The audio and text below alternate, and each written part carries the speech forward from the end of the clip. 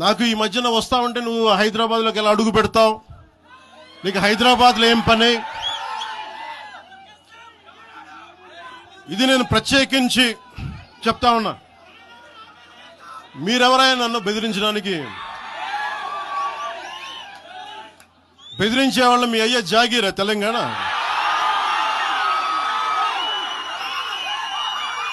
నా మీద దాడులు చేస్తా ఉన్నారు కదా. నాకు తెలంగాణలో బెదిరింపుల కంటే కూడా ఆంధ్రాలో బెదిరింపులు ఎక్కువ. నాకు తెలంగాణలో ఇంకా రానివ్వమంటారు నన్ను, ఆంధ్రాలో అయితే తల తీసేయనంటారు కోనసీమలో కొంతమంది. నేను ఓడిపోయినప్పుడు 2019లో ఓడిపోయినప్పుడు మన తెలంగాణ నాయకులు ఒకరే చెప్పారు, అన్నా మా తెలంగాణలో ఉంటే నీకు పరిస్థితి రానిచ్చేవాళ్ళం కాదని చెప్పి.